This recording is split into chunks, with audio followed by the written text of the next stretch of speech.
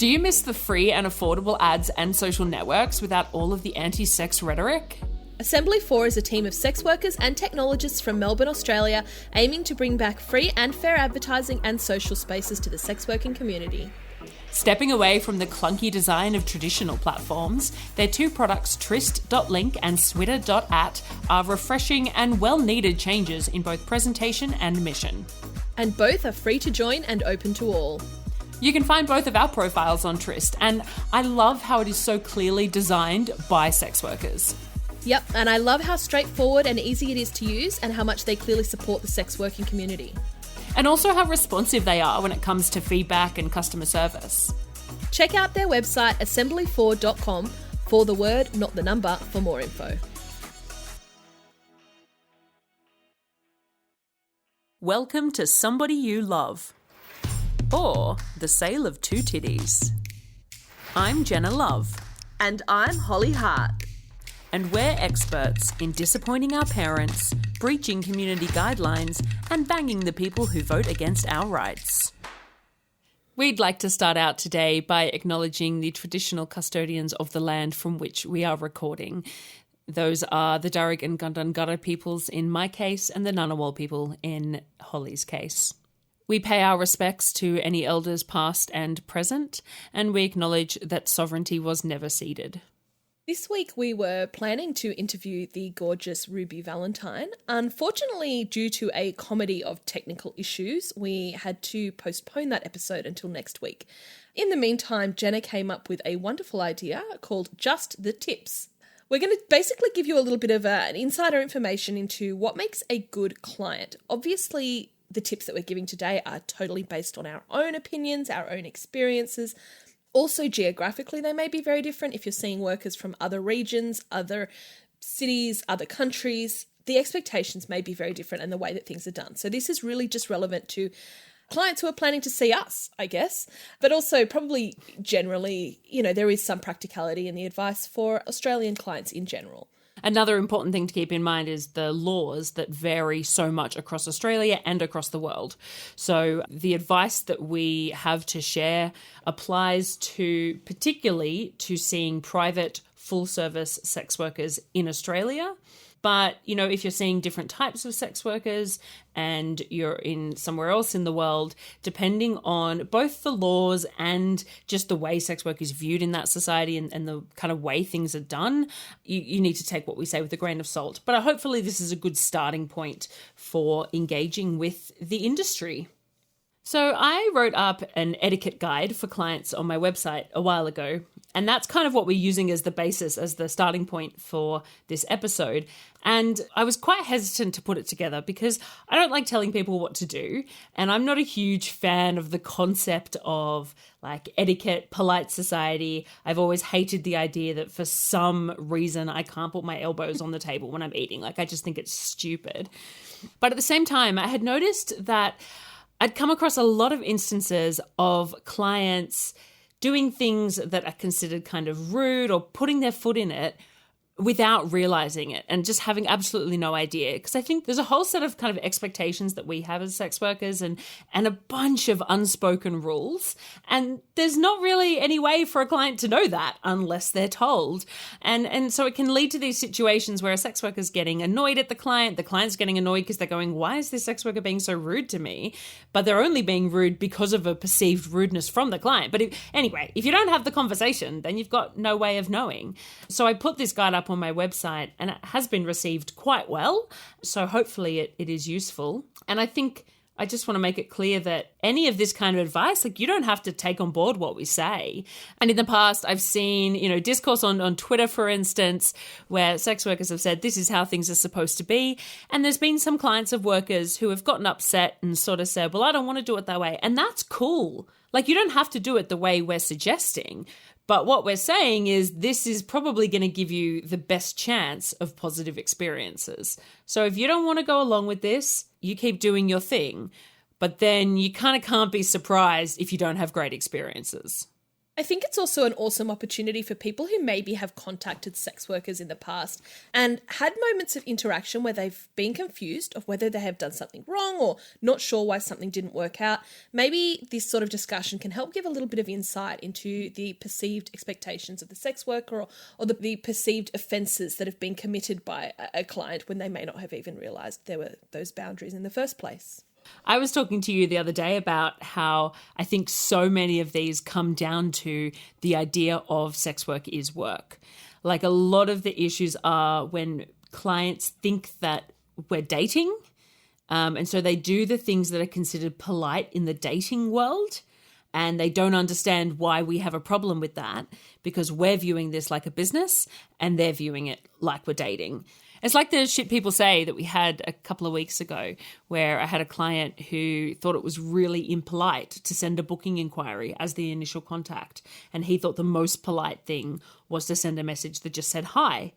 Because in his view, you had to get to know someone before you started talking about the sex. And it was like we were courting. And I tried to explain that from our perspective, he was really wasting our time treating it like we were dating when it's just a business. And you wouldn't contact your dentist and find out their life story before getting to the point of actually making a booking. Yeah, in the sex industry, we actually prefer the opposite. We prefer for you to come to us quite formally in the first instance, give us all the information we need, and make a booking in a really sort of detached but efficient way. We like it to be as quick and as drama-free as possible. And then after, down the track, once we start to get to know you as a client, a lot of those formalities can be lessened and can be relaxed, and we can start to interact in a more casual way. Yeah, there's this tweet I came across the other day from Esme Laurent. I'm not sure if that's how you pronounce her name. Oh, Laurent. Mm. Oh, sorry. I'm not French, fancy enough. Well, I checked and she's in the US, so I didn't realise it would be French, okay, maybe I'm just being a wanker here, but... No, that's fine. All right. She said, one thing suitors should know. My clients all say that I'm very sweet, warm and inviting in person. But during the booking process, I'm very matter of fact. Hundreds of men try to see me every month. I cannot pour from an empty cup. I reserve my warmth for gents who put in effort. And this is something that I've seen before. I've seen, clients be upset that the booking process is businesslike and is professional and isn't... I mean, it's probably different with Holly, actually, because you're very, kiss and very, lovely. I think I'm slightly flirty, but I certainly won't engage much conversation. I won't engage much detail. I'm pretty matter of fact because... I'm not going to wait, as Esme said, I'm not going to waste my time when I don't even know if you're going to come through with a booking. The amount of contact that we receive as sex workers that doesn't lead to bookings is substantial. So, yeah, I don't, although I'm sweet, I probably am not as sweet as I am with clients I've known for some time. Then I'll give them a lot more. Yeah, and we have to reserve the energy we have to spend with our actual clients who are there with us in the booking. And I'm very quick to tell someone to fuck off in no uncertain terms. I'm pretty blunt once I feel like they start to fuck me around or I feel like they're just wasting my time. But here's our handy guide how to not get the fuck off from, at least from Holly and Jenna anyway. Okay, number 1 is screening. So screening is a process that every sex worker undertakes in order to decide whether we want to accept the client who has approached us. And when I say every sex worker undertakes screening, everyone does it in their own way. It may be as simple as just getting a vibe from the way you wrote or the way that you speak. If you're meeting in person, in a brothel or on the street, it may simply be just sussing you out based on body language and the words that you use.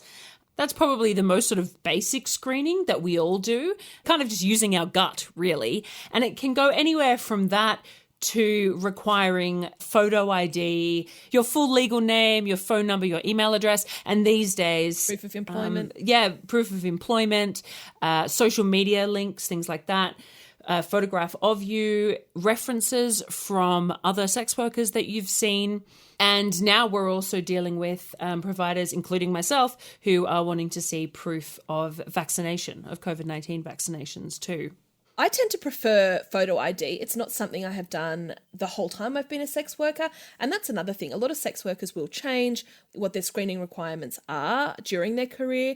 I find that a lot of clients make assumptions on what is appropriate screening, and that's okay. If you come to a provider and all of the past providers that you've dealt with have asked for references, you may assume that the next one is going to want references, and that's not a problem, but we may not.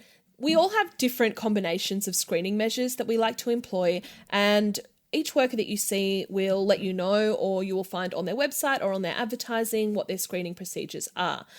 If you do get halfway through the process with a provider and they tell you that their screening process is something that you're not comfortable with, you're totally fine to back out. If you say to us, I'm sorry, I don't really want to go ahead anymore, that's fine.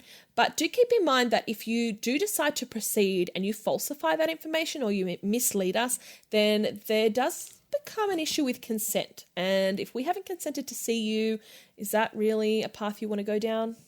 I'd say it's always best, if possible, to provide screening information in your initial contact with a sex worker, if possible. So if they have it written on their website or on their advertising what screening information they require, then you're best up just putting that in your initial contact. So if they say, oh, what I need to know is your name and number, then you say, hi, blah, blah, I'd love to make a booking. Here's my name and number. If they don't have that information written anywhere, then of course you're going to need to ask what information they require, and that's cool. As Holly said, if you're not comfortable complying with a provider's particular screening requirements, that is absolutely your prerogative. If you don't want to hand over particular information, if you're concerned about your privacy, then that's cool. But then you're going to have to find another provider. It is completely inappropriate for you to expect a provider to change their screening methods to suit your privacy needs. And frankly, it's just not a good look for you to sort of be prioritizing your privacy over our safety, because that's what it comes down to. I know there's lots of people out there that go, oh, but I don't want my work to find out. And oh, what about my wife? And I guarantee you, we do not want to tell your wife. We do not want to tell your work. We have no interest in that. That sounds terrible. We don't want to get tangled up in your shit. That is your business. But we need your information in order to keep ourselves safe. And that is all that we're worried about. The only reason we would ever use your information would be if you were to hurt us. So if your intention is not to hurt us, then you don't have anything to worry about. But that being said, if you are still uncomfortable and you are fearful about what we're going to do with your information, that's absolutely fine. And it's very understandable. I know that there are people out there that have, ill intent. But that's where you're probably better off going to a brothel. We don't ask for screening information for no reason. The reason that we ask for the information is for our safety. It is for assurances and to make sure that we have some way of chasing things up if something were to go wrong. When I first started out as a private sex worker, which was 6 years ago to the day of recording today. A happy anniversary. Now we're going to go on a dark path. My screening procedures were really lax because I didn't know about how to be a private worker. I had no idea what. I didn't think people would comply with screening procedures, so I didn't ask for anything. And I ended up being assaulted, unfortunately. The amount of recourse that I had in that situation was incredibly limited because I had very little to provide any authorities with. Since then, I know that the laws have gotten a little bit better for that sort of thing, and I know the police are making a stronger effort to stop these sorts of issues and these sorts of crimes. I can't go into a whole lot of detail about it, but there's a definite stronger push than there was 6 years ago to follow up on particularly crimes against sex workers. But at the time, my minimal screening procedures meant that I was left vulnerable, and that was horrible. Over time, as a result, I have increased my screening procedures. Clients who come to see me will notice that I have things like security cameras, security doors. I have little procedures that I employ that make me feel safe that I won't even tell you about because that's the whole point. But also now I do request ID from a vast majority of new clients, or if not ID, certain things that will help me make sure of exactly who you are. Even having said that, a few months ago, or maybe even a year ago now, one individual falsified his way through my screening procedures, and I believed a certain individual was coming to my home. He turned up on my doorstep, and it was not the person that I thought it was. I confronted him, and I asked for some sort of ID. He handed me his credit card, which had an entirely different name to the one that he'd given me. And I, unsurprisingly, lost my shit at him and told him to fuck off and slammed the door in his face. Following on from that, I did identify who he was and a lot more personal information about him. And I was just devastated. I was just disgusted by that behaviour. It turned out that he had contacted me a year or so before. I had declined him service, and he basically created this persona to track me down and to have sex with me without my consent. I don't understand. It was revolting. His defence was that he wanted to apologise, but when we were naked in the bedroom, I don't know. So look, if you find that a provider is being really tough on her screening procedures and you think, God, how nitpicky, how fussy, how demanding, you've got to understand where we're coming from. It's incredibly, it's not inherently dangerous, but it can be dangerous as a woman to spend time alone with a male stranger at your home. Like, that's just the basics of it. And even if it's not a woman with a man, or even if it's not alone or at your home, these are all still elements of risk that we take when you meet a stranger. Any sex worker and any stranger, there's some risk. So it's really important for us to try and maintain some safety in that space. It's not unusual for potential clients to sort of balk at a lot of screening measures. And I find it quite entertaining, really, when I've had people sort of say to me, I'll go, well, I need your full legal name. And they'll sort of say, oh, that's a bit much, isn't it? And I go, sorry, remember how you're wanting to put your dick inside my vagina? Like, that's a bit much, isn't it? Like they think I'm asking for so much. And I'm like, I mean, I'm asking for a reasonable amount, but you're asking to put part of your body inside part of my body. Like, whoa, that's a lot, mate. Like, sorry, that is a lot. And I just always think I'm not willing to entertain how upset you are about this idea, because it's not my issue, because you can go to a brothel and you don't have to comply with those sorts of screening measures, or you can go on Tinder and do it that way if that's what, that's not my problem. These are the boundaries that I have. I've outlaid them very clearly on my website, and most sex workers have got their screening measures on their advertising. If you're seeing independent full-service sex workers, that is. So if you come across something that you go, oh, she needs me to pay a deposit, or she needs references, and I'm not prepared to do that, then you move on to the next person. I always like to say to particularly new clients who are shocked by the fact that there is any screening procedure at all, at the end of the day, my service is discreet. So I will not be contacting anyone I will not be posting that, Gregory Smith turned up at my house for a booking, but it's not anonymous. It's discreet, but not anonymous. I am not a hole in the wall. I am a human being, and we're two humans meeting up. The least I ask for is your name, buddy. I think it's wild when people give a false first name. Like, back in the day, I used to only ask for a first name. Don't like it. And the amount of people that would say, oh, Michael, John. And then I get to know them, and then they'd be like, oh, actually, it's Matthew. And I was like, why did you pretend? Your name's Matthew. There's 40 Matthews on my street. Like, why would you, try and cover that up? Especially when all I asked for was a first name. And I was, particularly at that time, I was like, look, I don't care, really. If you're Michael, if you're Matthew, if you're, Apu, I don't care what your name is. But why did you make up a fake, I was always like, oh, you've just made up another generic white man name. Yes. And I've already forgotten anyway if you were John or Michael or Justin. I don't know. I don't know why they made it up. And I think some part of it is role play. I've definitely had guys be like, oh, my name is Chad Bookington and I'm a... Bookington! and I'm a real estate developer from the North Shore. And I'm like, are you? Or are you just Barry who works at the local fish and chip shop? Because that's fine. Yeah. I like you more as Barry. This is great. I don't know if there's an element of role play there where they think, I'm the sexy, mysterious man seeing a provider. I don't know. So from screening, we can kind of segue into the making a booking. And now it's really, really important to follow a worker's instructions for making a booking. I totally get that it might be a bit frustrating because we all have our own way of doing things. But as Holly mentioned, we get so much communication. We have so many people contacting us. A lot of those people are clients. A lot of them are people who just want to tell us that we're awful humans who are ruining the world. A lot of them are kids or, teenagers who just think it's funny that we're hookers. And a lot of them are potential clients who are really excited about the idea but just haven't quite got around to actually, they're not actually ever going to pay us. They just think it's exciting or whatever. Who knows? So we get a lot of messages.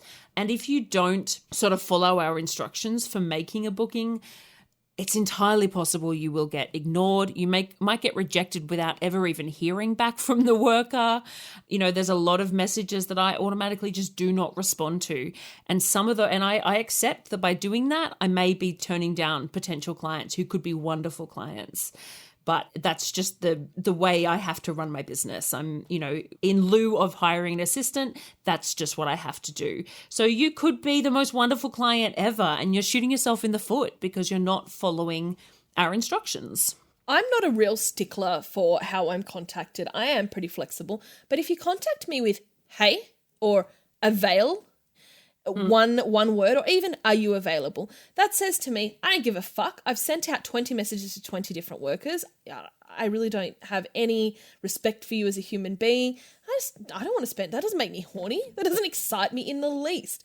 It also says to me that you haven't read my advertising, because my advertising makes it very clear that I always book at least 24 hours in advance, because if I get a booking request at shorter notice than that, I'm scrambled and I can't get my shit together. I need 24 hours notice to get myself organized. But also I tend to be booked in advance. I sound like such a wanker. Oh, look at me, I'm sure booked in advance.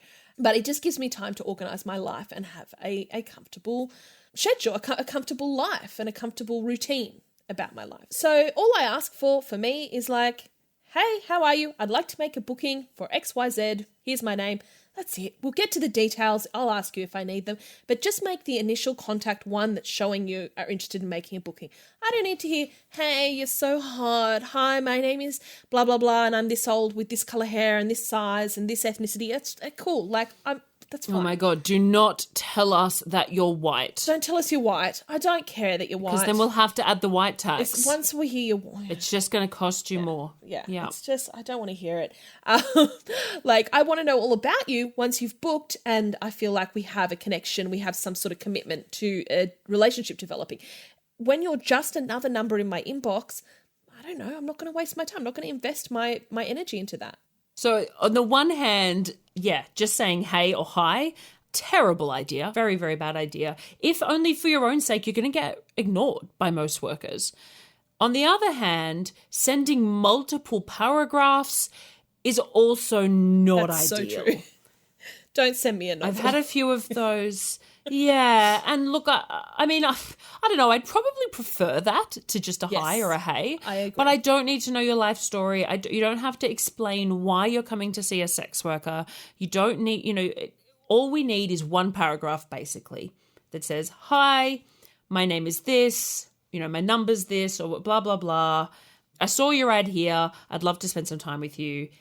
Would this time suit you? Or could I do this? I'd like an out call, a in call. Honestly, as simple as that, just a paragraph or two is perfect. I don't mind personally if they say why. I've had clients say, my wife passed away a few months ago, or, I haven't had sex in over 5 years. And I agree. But the why shouldn't take 4 paragraphs. Exactly. Yeah, no, I'm totally with you. Yeah, it's when they start to go, and I really like this when this happens, and I dream of going with you. And I don't need that.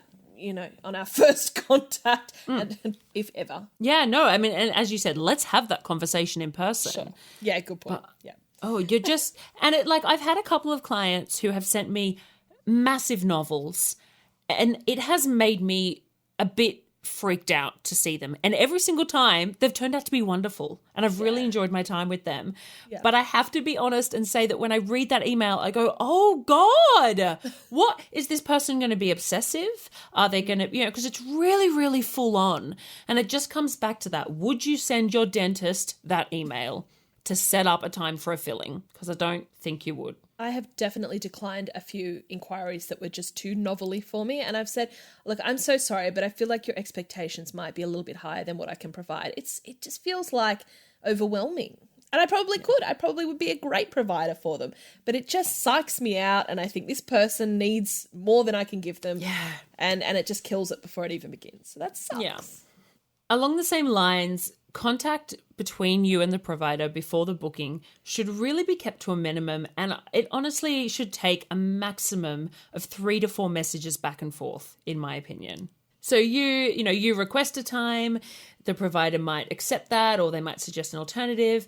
They'll give you instructions on paying a deposit. If they take deposits, you'll pay the deposit, and then they'll send you the information that you need to attend to the booking. And that's all that is required.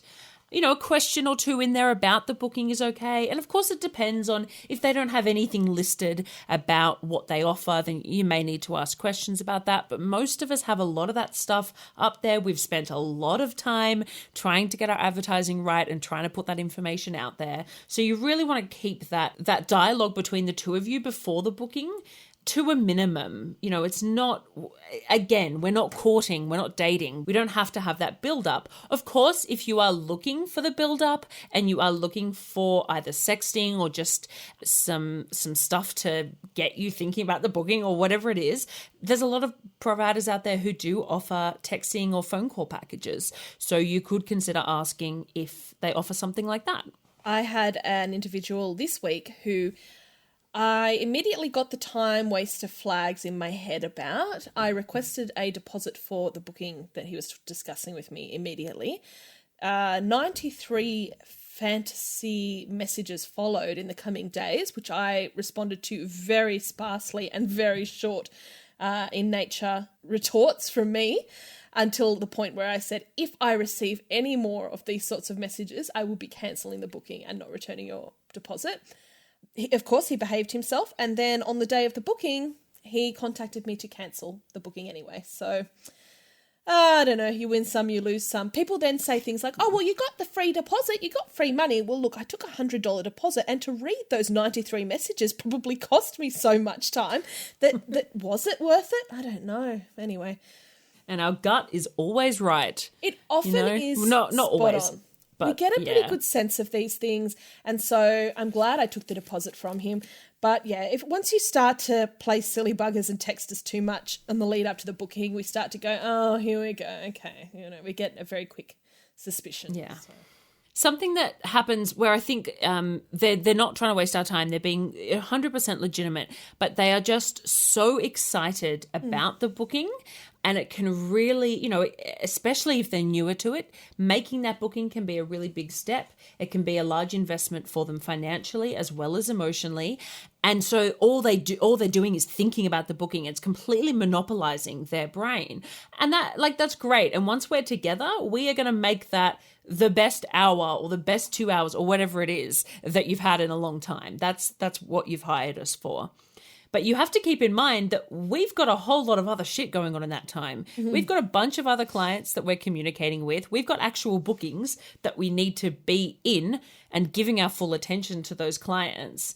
And so one of the things I ask people to do is to keep a notes app on their phone or whatever and jot down any thoughts they have. And then maybe, the day before or a week before the booking or whatever, send through one email with all of their sort of requests or suggestions if the provider is somebody who is comfortable taking requests. Because I have clients who they'll book, in a month's time.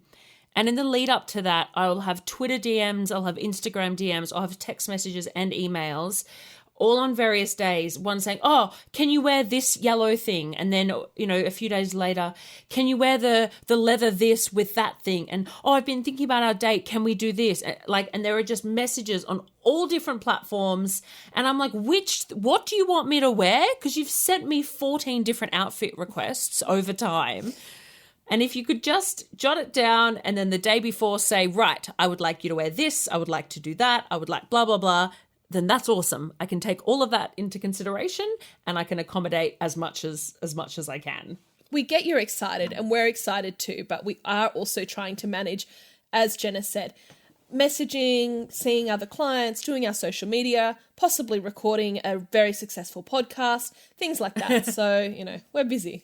Oh, and I guess we have personal lives that we try to jam in there as well. Just to swing back to the topic of telling us your nationality or your looks or your age in the initial message, it's a little bit of a delicate thing. I understand some people want to give us an idea of who they're seeing, but also sometimes it comes off as a little bit privileged or a little bit even racist or ageist, or, there can be a whole lot of issues with that. So one that a lot of providers hate is I'm white.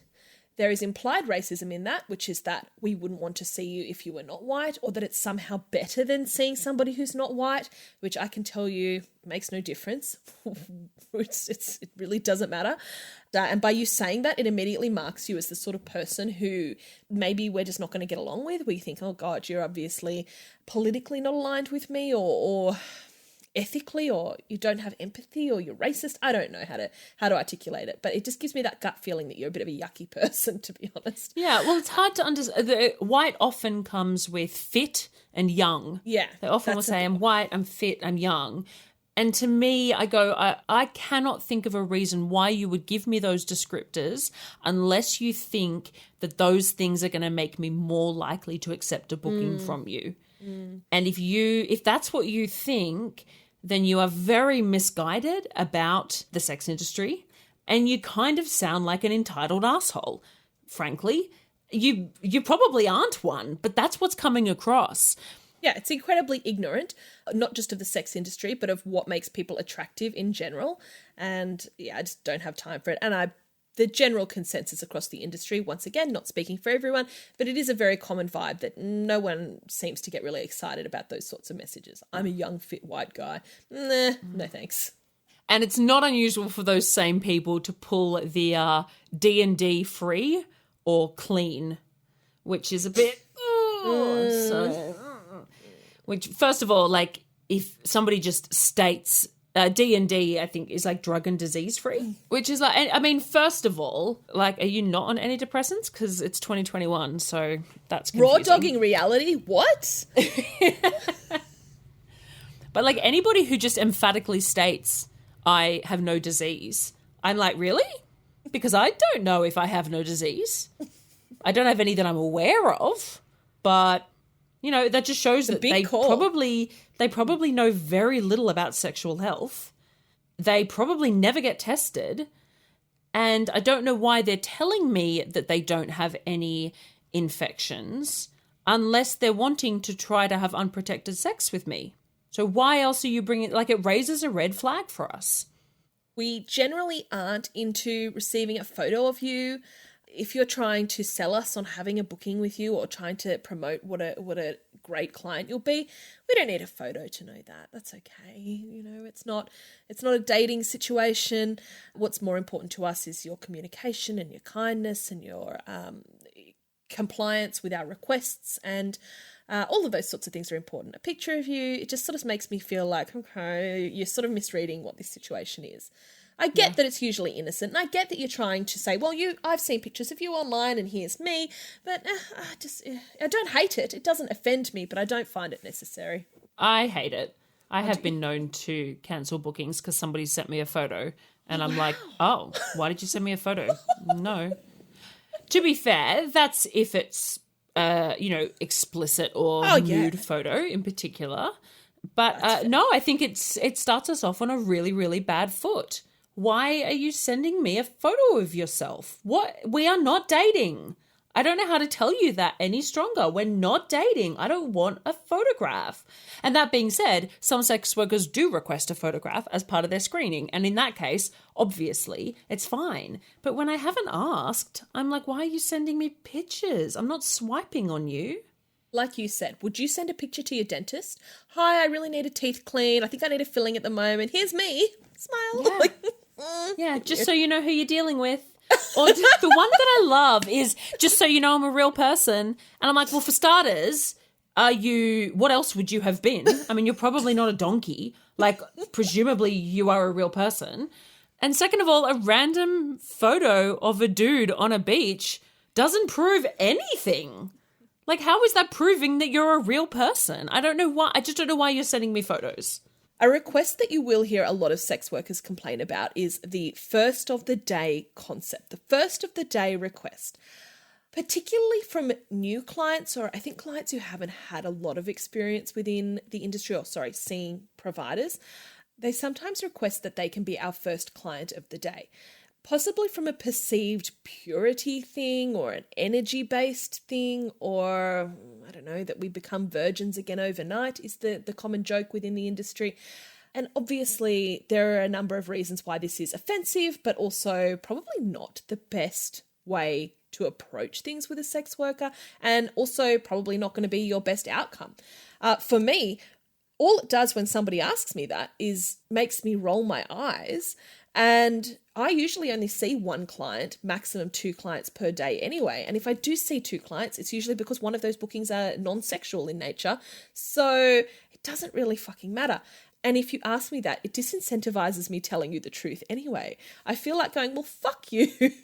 I'm going to see someone before you just because it's such an outdated, and that sounds so unethical, but if you think that, then piss off. Basically, I think the root causes of why you would ask for that are so misguided that I just don't even want to entertain it as a thought. Yeah, I can't tell you how many sex workers have said, oh, I don't mind when people ask me that. Because when somebody asks to be my first client of the day, I say, yeah, no worries. And then I just make sure that my boyfriend and I have sex that morning and that he comes in me. Obviously, Holly and I can't do that because Holly doesn't have a partner and I don't have sex without condoms. But I guarantee you there are workers out there that will do that, and I don't blame them because I've heard it. they just, yeah, they're like, ew, that's a really homophobic point of view. I think another reason people ask for that is because they think that you will have more energy and that you won't be tired, by the end of the day. And I can understand where people are coming from, but I think it's important to respect us as business owners and trust that we are aware of our limits and how many people we are able to see in a day, and trust that we are going to give the same energy and the same experience to everybody that we see. In my case, similar to you, Holly, when I'm at home, I usually only see 1 or maybe 2 people a day anyway. When I'm on tour, I find my last client of the day pretty much gets the best of me, because on the one hand, I've got in my mind, this is my last booking for the day, and after this, I get to go to sleep or have a bath and then go to sleep. And on the other hand, I'm so fucking sexed up because I have been having sex all fucking day. I've probably been wanking in between the bookings. I've had an absurd amount of orgasms. There was no sense in keeping track after 11 a.m. And I'm just so horny. I'm squirting all over the place. I've got all these memories of all this sex that I've been having. And I'm much more likely to be a bit more flexible with time because I don't have somebody coming straight afterwards. I think it's funny that there are people for whom the idea of going at the end of the day with a sex worker grosses them out or whatever. And I think they are missing out, because I think my clients who come see me at the end of the day I think all of my clients get a great time. But, there's something to be said for. Plus, in the morning, I'm like, oh, you want to have sex? Fuck. Mornings. All right. Having come to visit you while you're on tour, to do doubles with you on numerous occasions, I can attest to that. You have not been lacking in any energy, enthusiasm, bubbliness, and then I usually stuff around and make you stay up for ages after. So if I have that capacity, I'm sure that you probably do that with only the most special gentlemen who engage you in that arena. But it's just a completely unfounded belief that somehow you're getting less if you see a sex worker later. It doesn't make sense. And I've got to say, if the idea of being with somebody who has been intimate with someone else before you is unappealing to you, then I think you probably shouldn't be fucking whores. Agreed. Very well said. I need a bumper sticker of that. Yeah. So these days, I think you'll find a lot of sex workers, particularly independent sex workers, require clients to pay a deposit in order to secure their booking.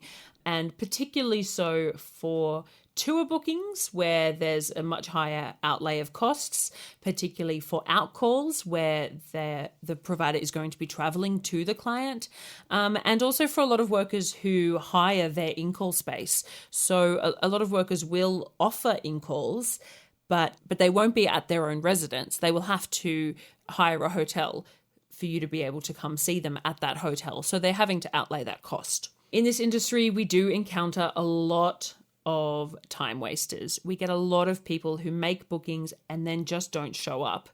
And sometimes this is people who have just gotten cold feet. It's people who just don't care. It can also be people who are wishing ill on us and they want us to set aside that time and then be disappointed and then not be able to, they're effectively kind of stealing from us in a sense. And that is a thing that happens, which is incredibly disappointing. So as a result, a lot of us do insist on deposits. And deposits can be used as a screening method as well. I certainly use them in that sense because I want to know if the person I'm talking to is serious about making a booking, and that's a great way for me to confirm that.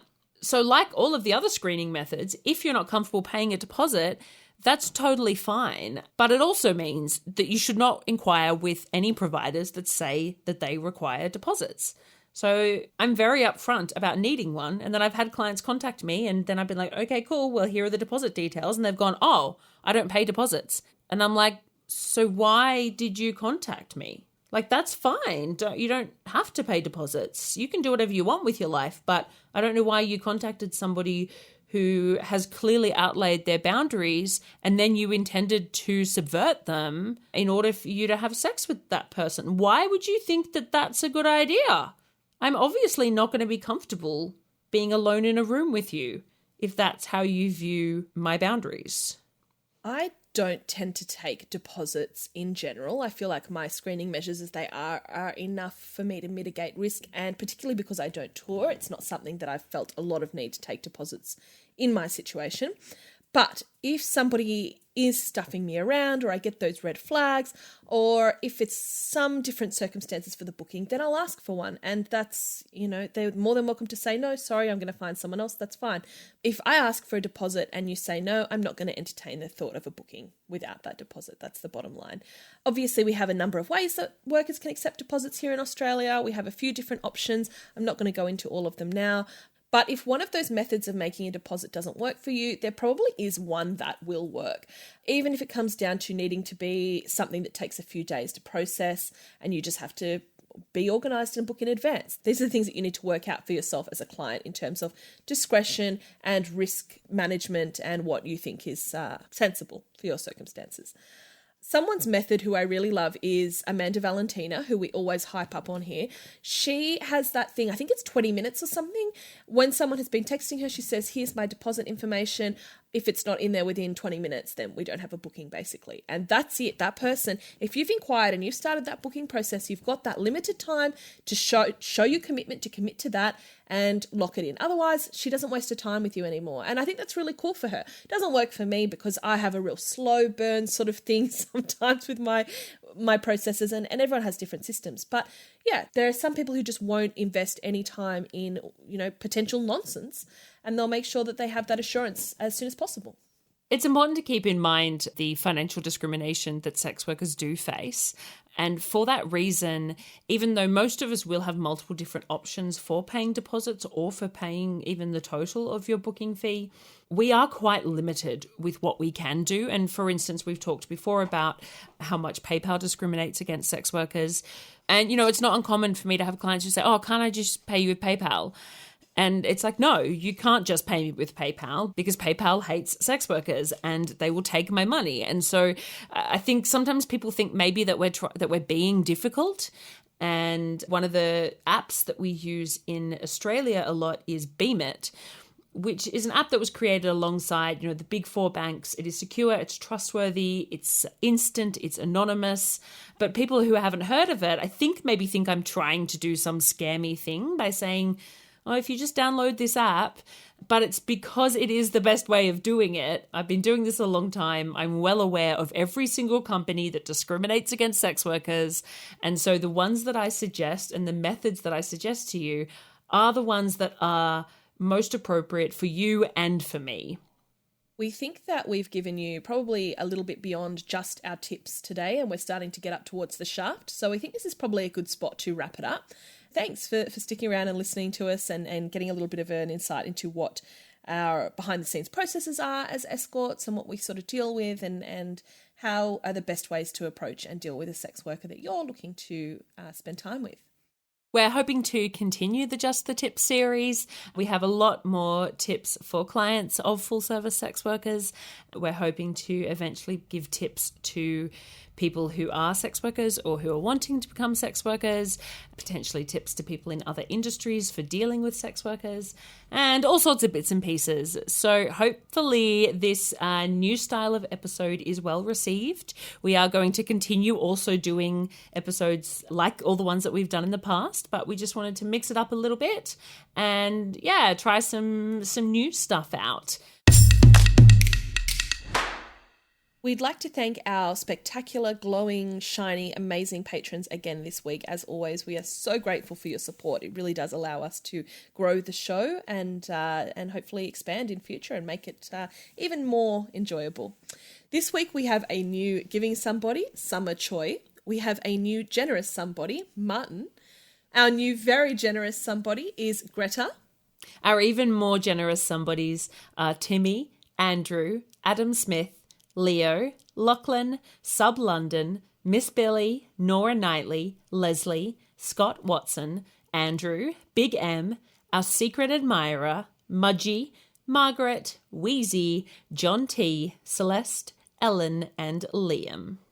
Thank you to our extremely generous somebodies, Aaron, Samuel, Andrew, Pete, Theodore Betts the First Esquire, Amanda Valentina, Sienna Saint, Brino, and Adam Moore. Thank you for listening. See you next time. Onya. Please look out for us on Twitter, Instagram, Facebook, and Patreon. Our name everywhere is Somebody You Pod, as in podcast. Our Patreon starts at just $3 a month, and you can get all of our episodes ad-free and a day early, plus bonus episodes, behind-the-scenes action, bloopers, and more. Thank you for taking the time to listen to the voices of sex workers. And remember, somebody you love might just be a sex worker.